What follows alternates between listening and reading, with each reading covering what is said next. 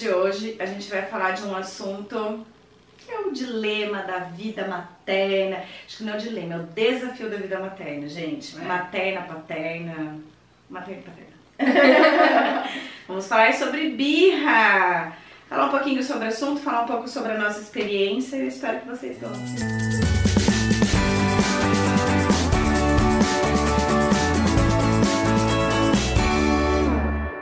O interessante aqui é que a gente tem fases diferentes. Então, a Aninha tá vivendo uma situação com a Bru de 6. Eu ia estar parecido com a Lele e com o Gabi de 3. E tem também a Alice que tá chegando nos 2 e começando a demonstrar certo descontentamento. A Lala a gente resolveu deixar de fora porque ela tá numa fase boa, ela tá com 4,5. E porque a gente também, nós 3 concordamos que a personalidade dela é muito calminha, ela leva as coisas assim de forma muito tranquila. Então a gente não vai falar dela hoje. No grupo, ela é que faz menos barulho. Não, então a gente nem quis entrar no mérito dela. Ela é um docinho. Ela é um docinho. do meio, igual eu, entendeu? Não vem não. Não, mas eu acho que isso influencia, mas não dá pra debater isso aqui agora. A gente pensa É tema de outro próximo vídeo. Bom, a Bruna é aquele escorpiãozinho, né? Lelê. Então, signo forte, de opinião, sabe se impor, assim. Sabe. E eu sabia antes de nascer, porque as minhas 2 irmãs são de escorpião. Ah, é? E eu não Então, eu já tava tenho assim, tanto convívio, mas todo mundo que pergunta qual signo da Lelê fala escorpião, a pessoa faz assim, ó. Mas então, a Bruna tem essa personalidade mais forte um pouco, bate mais de frente, tenta se impor, argumenta. A Lala, já falei, é mais calminha, mais amável, tudo é carinho e tal. E a Alice tá chegando nos 2 agora, né? Capricórnio, não sei. Já Capricórnio eu não entendo. Também não entendo muito de signo, não. Mas a fase dos 2 anos. Ela não sabe se comunicar muito bem, então ela quer... Tá descobrindo que pode ter suas próprias vontades. E aí ela dá um grito, alguma coisa assim, né? Quer se impor, quer o que ela quer na hora. Uhum. Então ela ainda não sabe muito bem lidar com as situações. Uhum. E acho que você ainda tem 3 pontos, né? Nós só temos um. Então é filho único e não tem muito ali o que falar. E você vai se adequando à personalidade do personalidade seu filho dele. Além de você ter a questão de trabalhar as 3 personalidades, você tem a filha mais velha, a filha do meio e a filha mais nova. A Alice, além de tudo, é a 3ª filha, então ela aprende muito com as outras 2. Sim, ela adianta fases, né? Ela adianta as fases. E ao mesmo tempo tem outros interferentes que teve irmã, ou tem ciúmes, não tem ciúme, tá dando mais atenção para um pro outro. Então tem 1000 outras coisas que podem influenciar nesse momento. Os momentos de vida. Mas, por exemplo, uma coisa que eu acho muito legal na Alice, porque eu vejo assim, na Lelê e até no próprio Gabi, a dificuldade de saber esperar é muito grande. Eles não sabem e eles não precisam esperar muito. A gente só tem eles e eles a gente. A Alice, por mais que esteja chegando na fase dos 2 anos agora, ela já chegou numa situação, numa casa que tá cheia, que tem outras crianças, que ela sempre esperou um pouco, né? Que é a história dos filhos gêmeos, gente. É diferente. Muito diferente. Então, possivelmente a Alice seja muito diferente da Lelê e do Gabi. Com certeza. Nessa fase. Com certeza. Com certeza. Assim como a Lala já foi. Uhum. Diferente dos 2, porque ela nasceu numa realidade de filha segunda, né? Segunda filha. Uhum. Não é a primeira filha. Mas a gente tem uma tendência ali do caçulinha também, de todo mundo ceder pra ele. Então a Clara cede pra Bruna porque é mais velha, a Clara cede pra Alice porque é mais nova. E a Alice dá aqueles berros e todo mundo quer ceder pra ela. Isso esse é o problema de esmagar o do meio, né? Isso eu acho que dá um vídeo inteiro. Isso dá um vídeo inteiro. Essa história de tem que ceder, filho mais velho tem que ceder pra filho mais novo. A gente pode falar isso, acho que complexo. Quando os 2 nasceram. Assim, essa questão da personalidade, só pra gente fechar esse ponto, para você saber como você vai lidar, para você aprender, na verdade, a lidar, vai depender realmente da personalidade do seu filho, da intensidade, porque a personalidade também vai ditar um pouco a intensidade dessa birra. Que ele vai passar por essa fase, ele vai, gente, é natural, é comum de toda criança. É importante para a formação processo de aprendizado para processo. Eles estão aprendendo, eles ainda não têm inteligência emocional, eles ainda estão se descobrindo, então vai passar. Né? As pessoas às vezes olham o Gabi e elas falam assim pra mim, mesmo nas redes sociais, nossa, ele é muito carinhoso, ele é muito fofo, ele é muito isso, nossa, ele é um anjo, nossa, ele não deve fazer nada. Não, gente, ele faz, óbvio que ele faz. Só que a gente não pode também só expor o ruim da criança. Exato, né? então... Até porque rotula. Exato, As pessoas veem aquilo que a gente mostra, né? Você escolhe expor ou não expor certas coisas. Mas enfim, só pra trazer que assim, todo mundo vai passar por isso. De intensidades diferentes, mas vai passar. E aí eu acho que a personalidade vai influenciar a forma como você vai conduzir. Exato, né? Você vai ser mais com a Lelê, por exemplo, que é enérgica. uma parecida com a Bruna, né? Assim, ela se impõe, ela faz valer a vontade, ela é mais geniosa, e eu preciso ser mais dura com ela. O Gabi, que tem uma personalidade mais sentida, se a Tá é tão dura com ele, às vezes não vai ter uma reação muito legal. Ela tem que ir mais pro envolver, pro acolher. Então isso eu acho que muda muito. E é uma coisa que faz diferença. Eu vejo, já dando o exemplo do Gabi, assim. O Gabriel tem essa personalidade mais carinhosa, ele é mais sentimental, família, tudo. Vai pro chorinho, sabe assim? Ele é mais manhoso nesse sentido, assim, de... Fala direito, eu sou diferente. Eu tenho meu lado sentimental, tudo, mas quando eu perco a minha estribeira, eu perco. Eu até acho que ele me ensinou a ser muito pacienciosa, assim, muito mais do que eu nunca fui uma vida inteira. Mas a hora que eu perco, tipo, eu fecho a minha cara, falo, Gabriel, não pode. E às vezes, por exemplo, esse não pode acaba soando tão agressivo que ele responde. E aí ele responde assim, ou ele responde, sabe? E ele responde de uma forma agressiva. Então a minha ação reflete no comportamento dele. Sempre. Então esse processo eu também tô aprendendo a lidar, qual que é a melhor forma de chegar nele.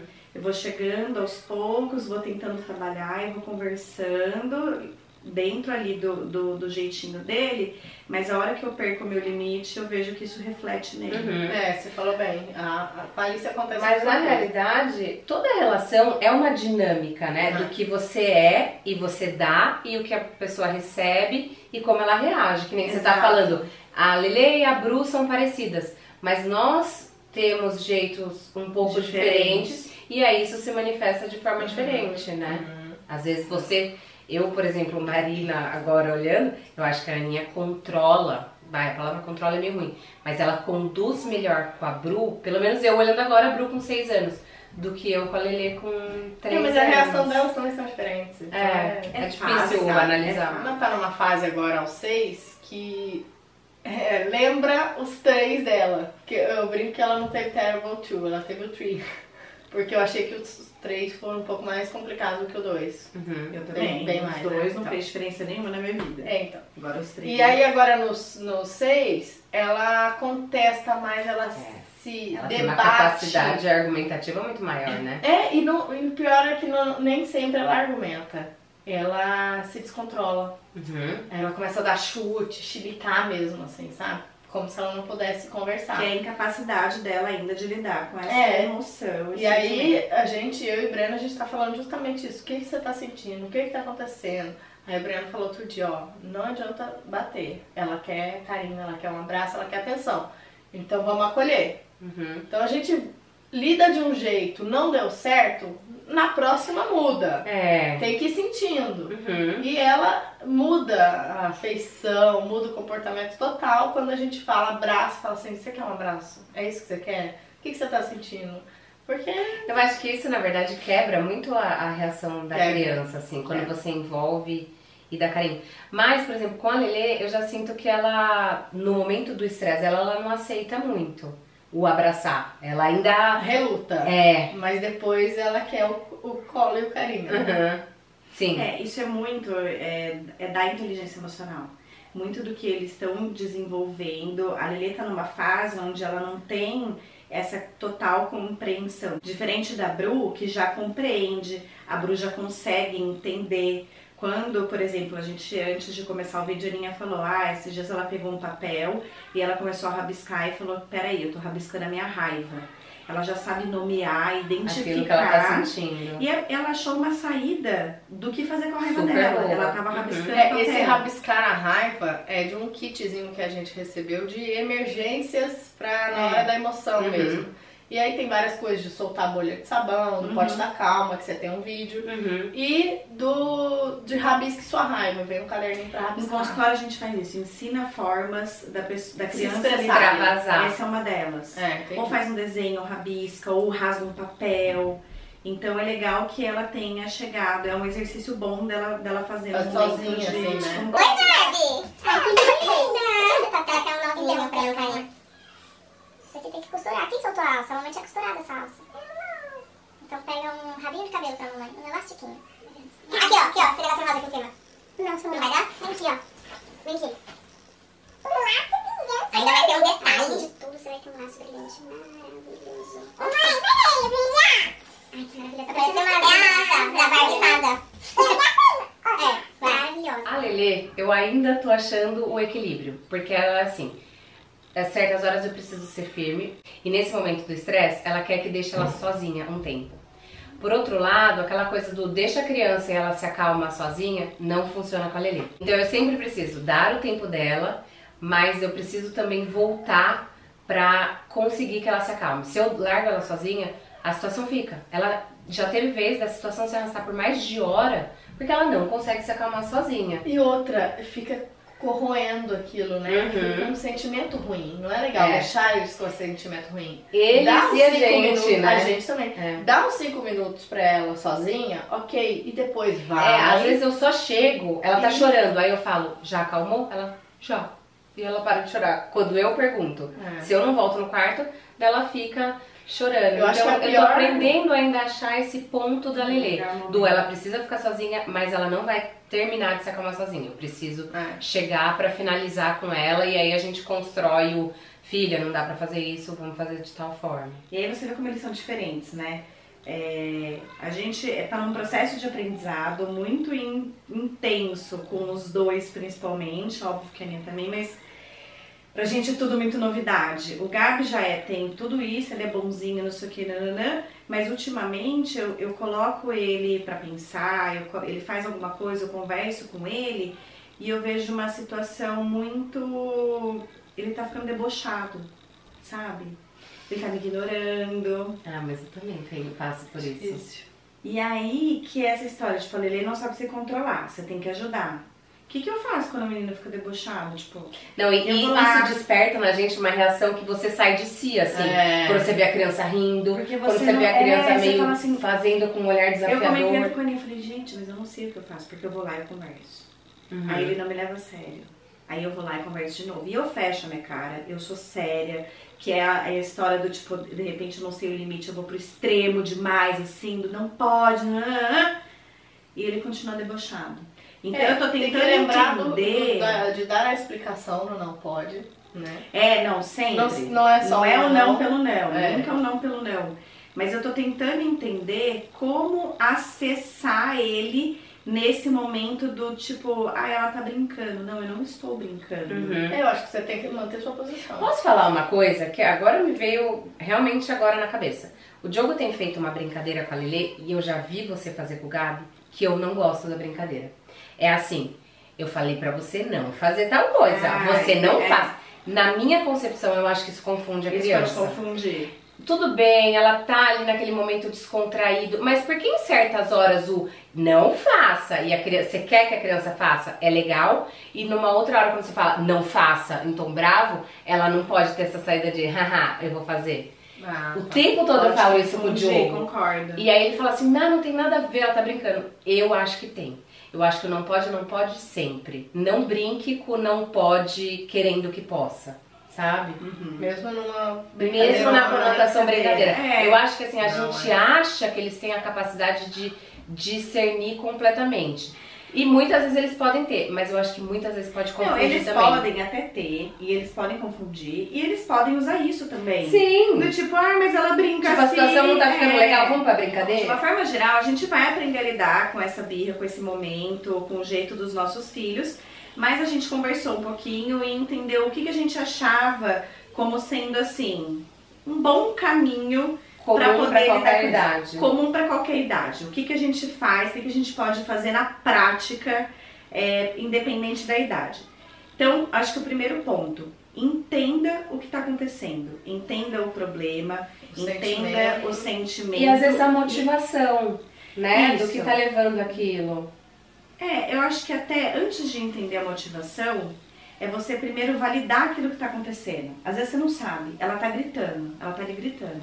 Primeira coisa, ela tá gritando, ela tá sentindo alguma coisa, valida isso com ela, não minimiza o que ela tá sentindo. Uhum. O que ela tá sentindo? Segundo ponto, vai tentar entender a causa. Uhum. Então, o que que levou ela a sentir?